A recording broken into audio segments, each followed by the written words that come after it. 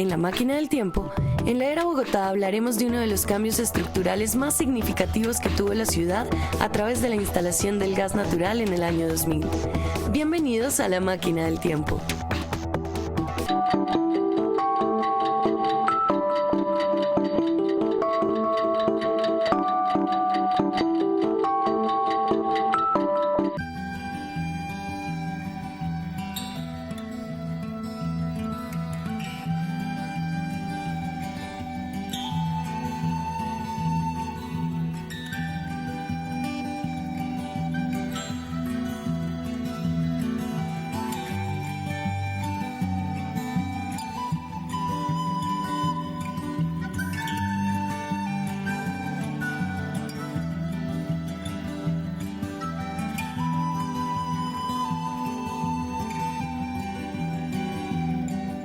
Hoy se inicia una serie muy interesante de leer a Bogotá.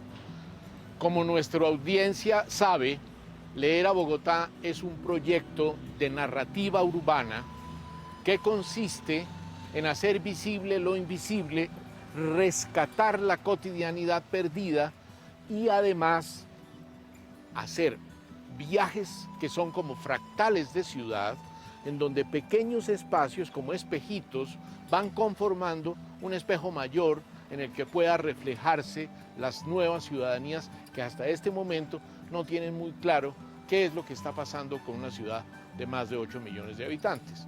La idea es que Bogotá es un monstrico interesante, un delicioso monstrico lleno de pequeñas parcialidades, de territorios que se la pasan jugando, y uno de los cambios más invisibles de Bogotá tiene que ver con la instalación del gas natural. Si no hubiera sido por Marcela, que me introdujo en el tema de la instalación de las torres de gas natural, yo no hubiera caído en cuenta de algo que sí tenía registrado, pero del cual no era totalmente consciente, que es el fenómeno de cómo Bogotá cambió entre 99 y 2001. Nadie se dio cuenta y fue un cambio estructural impresionante. Entonces, Marcela nos va a acompañar en esta serie de programas. Bienvenida, Marcela. Gracias. Es usted la persona que me introdujo en este tema y yo quedé totalmente prendado. Esta mañana, lógicamente, apelé a los conocimientos que otorga la red y volví a sentir ese impacto de lo que fue haber cambiado el gas para una ciudad que vivía con, valga la pura verdad, con pequeños reverberos de bomba de gasolina. A eso se le llamaba cocinol.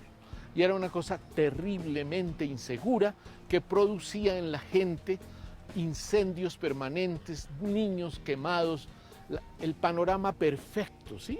La catástrofe perfecta se lograba con el tal cocinol. La mujer que hacía cola para comprar el cocinol fue objeto de las caricaturas más fuertes de Antonio Caballero. Usted recordará que a esa mujer la tocó sacarla. Ahora solo sigue el viejo burgués que toma whisky sentado en la poltrona.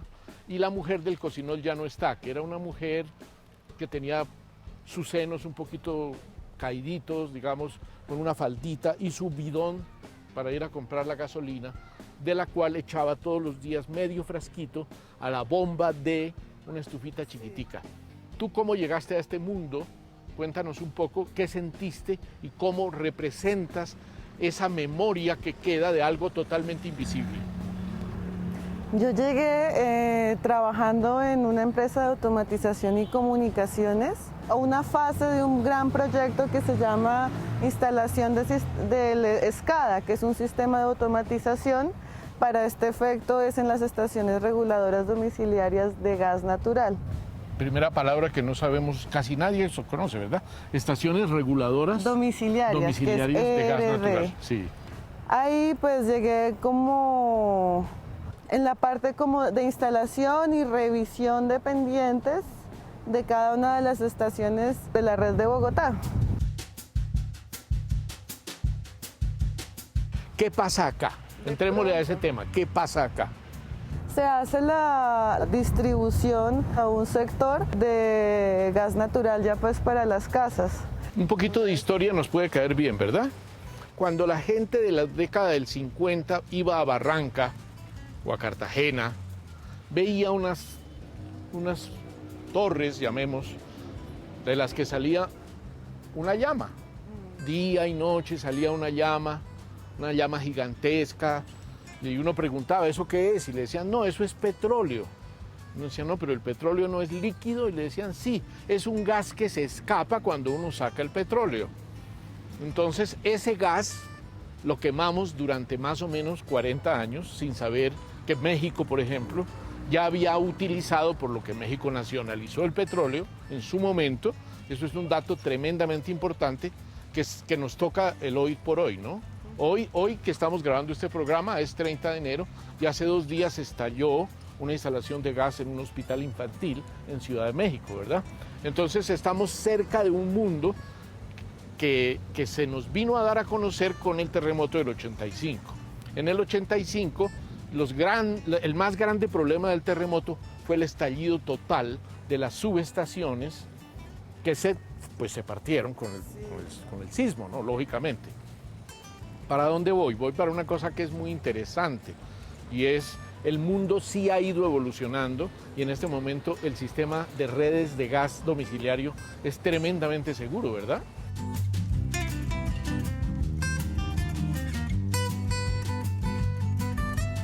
Una de las razones por las cuales nos interesa hacer esta serie de programas y hacerle un reportaje a muchas de estas torrecitas es porque fueron momentos claves de la ciudad de hace 15 años, ¿no? Es impresionante. Son prácticamente invisibles, ¿no es así? Sí, sí. Eso fue lo que primero conversamos tú y yo.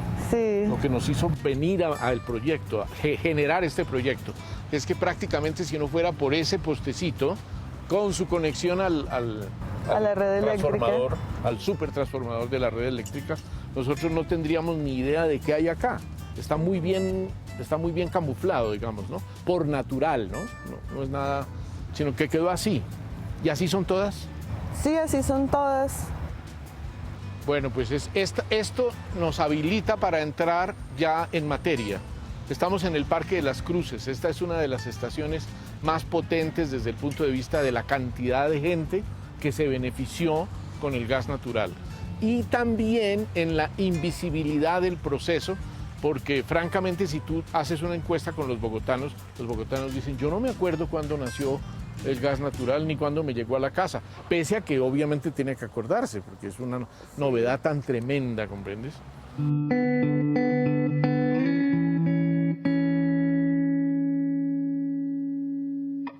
Entonces, ¿cómo fue tu llegada, por ejemplo, a esta estación? ¿Qué viste cuando llegaste? Pues yo encontré un fenómeno urbano, pues sí, contradictorio a las cruces, al que uno piensa, o sea, vi muchos, yo llegué un viernes la primera vez, muchos carros muy lujosos contra personajes pues que parecieran habitantes de la calle, pues muy rudos, subproletariado, ¿sí? Rudo. Sí, contra un lujo impresionante, pues que nunca, nosotros como equipo de trabajo nunca entendimos muy bien qué era lo que pasaba, ¿no? Alrededor de esta estación.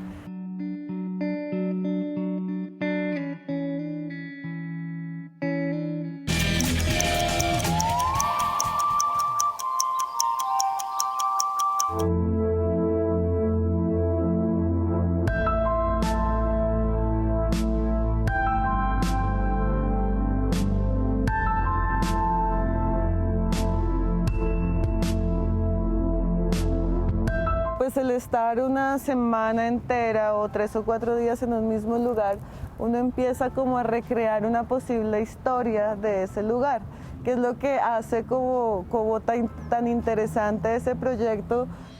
Caballeros, muy buenas, ¿cómo están? Un gusto saludarlos. Aquí entre veteranos nos entendemos. Ah, ¿no le parece? Muy bien. Lo que podríamos decir, ya ubicándonos seriamente, es, digamos, la determinación absoluta de Las Cruces como un barrio antiguo, clásico de Bogotá, dominado por la presencia de la iglesia. El primer arzobispo de Bogotá, Ismael Perdomo, tiene consagrada ya su placa de ese gran colegio, gran organización de la Sagrada Familia, a la que le pusieron los ornamentadores la S y la F de Sagrada Familia.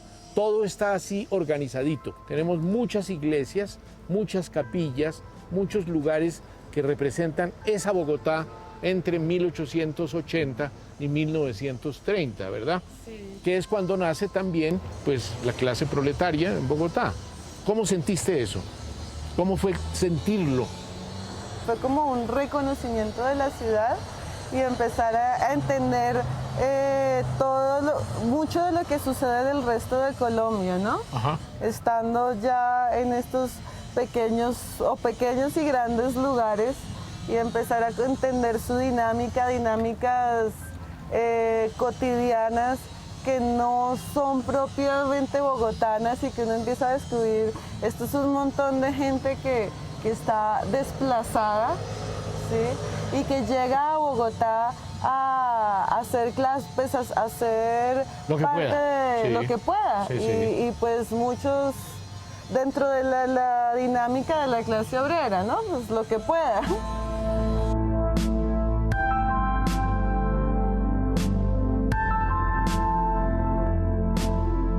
Casi un barrio es como una célula que cuenta una historia de un sector de Colombia, sí, pero son historias muy, muy diferentes. Estamos hablando de algo muy interesante que es la impronta, ¿verdad? Sí. El sello que los territorios regionales, locales, van produciendo sobre la personalidad del ciudadano, ¿verdad? Sí. No, y allá se ve todavía pues el otro centro, ¿verdad? Los edificios, sí. El sector del banco, de los bancos, el Banco de Bogotá, los edificios gordos, grandotes, que a su vez ya ni siquiera son eso que fueron, porque ya lo otro se trasladó a la Avenida Chile, ¿verdad? Entonces son como la forma como la ciudad va evolucionando, pero manteniendo su sello, ¿sí? Sí. Eso sería como la parte importante. Nos estamos acercando al tema de lo que me interesaba a mí desde el comienzo, qué tan invisible fue para la comunidad que le llegara el gas natural y de repente ya no viniera el camión con la campanita, ¿sí? Que los niños decían, llegó el gas, ¿sí? Ahora ya no llega el gas, sino que el gas está todo el tiempo adentro, enterrado, y esa parte es muy interesante.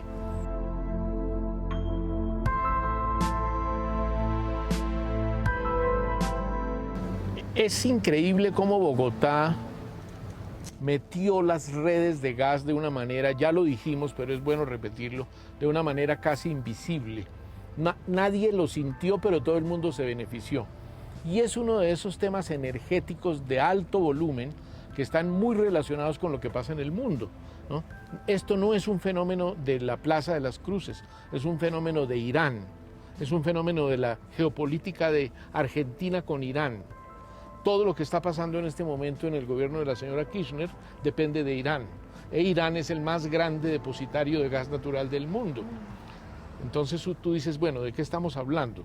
¿Estamos hablando de cómo se prende la llamita en una comunidad de un barrio o estamos hablando del más grande problema geopolítico mundial que sigue siendo el gas natural en este momento? Dejemos por ahí ahora y vamos a continuar visitando otros espacios en donde encontremos nuevas formas del sello que el barrio tuvo cuando le llegó el gas natural. ¿Te parece? Sí, sí. Okay, muy bien.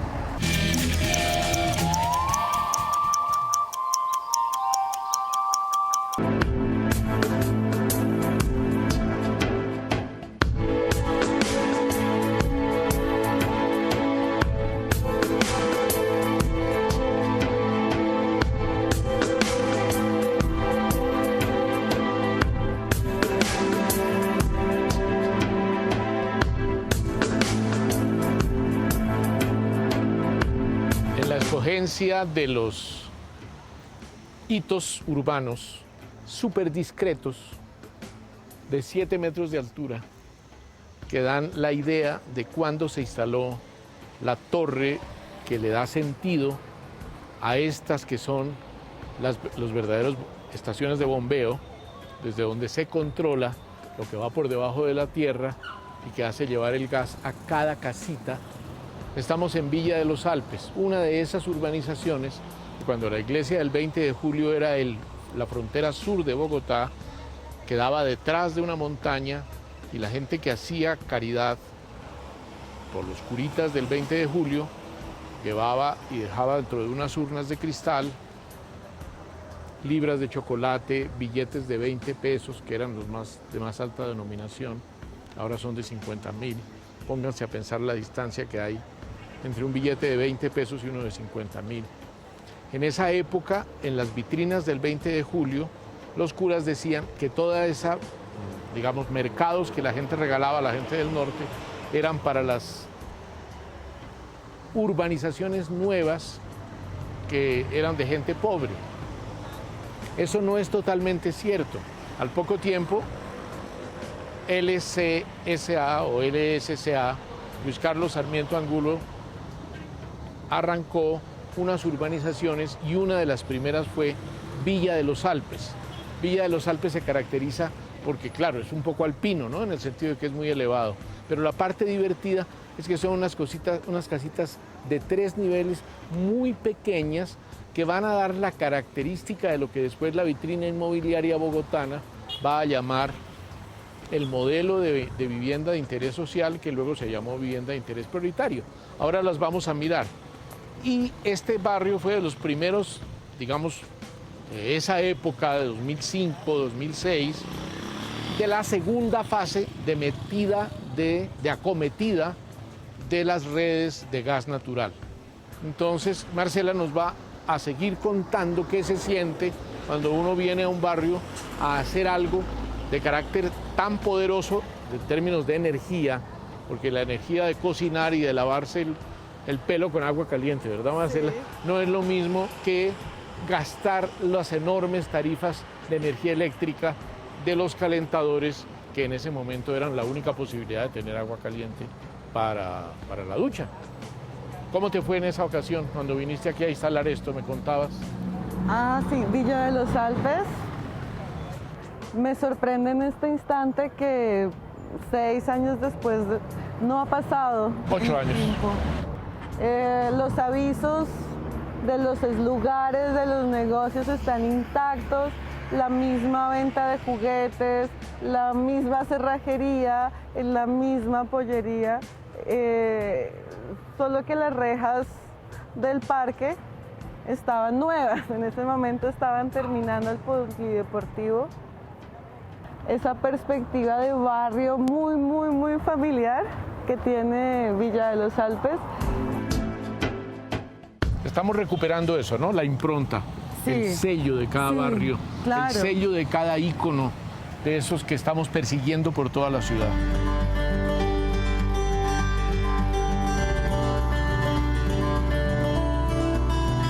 ¿Cuál es el sello de esto?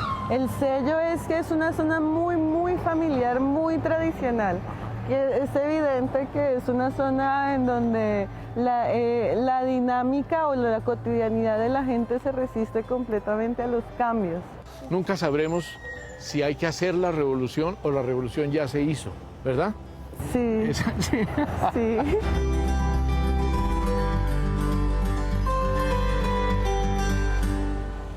Óyeme, hay una pregunta que te quiero hacer. ¿Cómo sientes que evolucionó desde el punto de vista urbano este pedacito que es tan característico? ¿Por qué todo no es así como este pedacito, digamos? Porque esta es la verdadera organización que el arquitecto seguramente dijo, vamos a hacer casas de 3 niveles. Son casas chiquiticas, ojo, ¿no? Sí.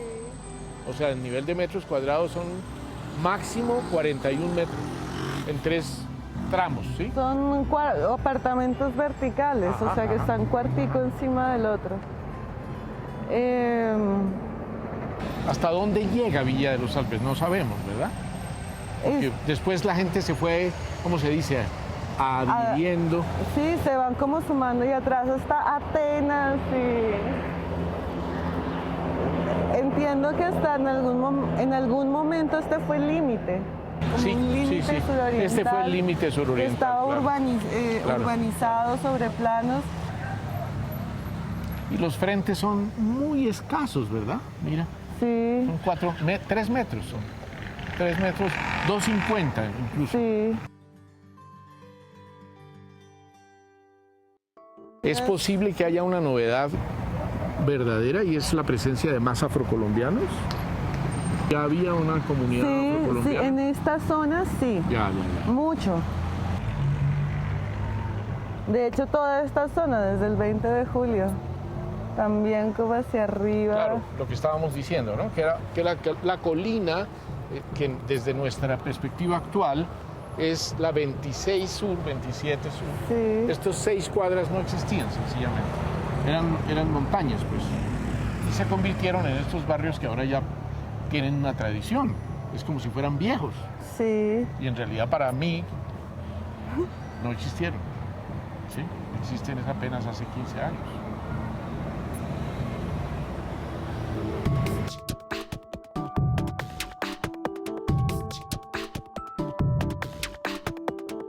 Vamos a volver con el tema de qué se trata esta serie. Esta serie lo que busca es ahondar en el conflicto de la energía. ¿De dónde sale la energía? ¿Por qué el gas no se le llama energía? ¿No? Por esas metonimias urbanas nosotros le decimos energía solo a la luz eléctrica, ¿verdad? Y resulta que en este momento el gas es la energía más barata del mundo entero. Y recordemos lo que ya habíamos afirmado antes, Irán es el país con más grandes yacimientos de gas natural del mundo. Colombia tiene 2 grandes espacios de gas natural, uno en La Guajira, que es el gran reservorio de la Chuchupa, y Cusiana en los llanos orientales. En realidad Colombia saca gas natural de 4 sitios, de Chuchupa, de Cusiana, del Huila y de Santander. Entonces ahí tenemos como la base de lo que va a ser el futuro. Hace 10 años esto era lo más maravilloso del mundo, 2004, 2014, pero ya estamos hablando de que en el 2023 se agota el gas natural colombiano. Eso es lo que hace pensar en el memorando de arreglo que está planteando Cristina Kirchner con el gobierno de Irán para tapar o no tapar el asesinato de los 80 israelíes de la Fundación AMIA, un crimen de hace 25 años. Debajo de todo sigue estando la energía. ¿En qué momento también nosotros vamos a tener conflictos de energía muy severos cuando se nos acabe el gas natural más o menos para el 23-24? ¿Qué va a pasar con todas estas instalaciones? ¿Vamos a importar gas y lo vamos a chuflar por estas mismas redes? ¿Cómo va a ser el futuro de estos lugares tan bonitos que vamos a seguir persiguiendo, básicamente como una persecución de lugares en donde la gente sí recibió un beneficio fuertísimo, que era tener una energía muy barata? Este es un programa de Canal Capital, de La Máquina del Tiempo, leer a Bogotá para una televisión más humana.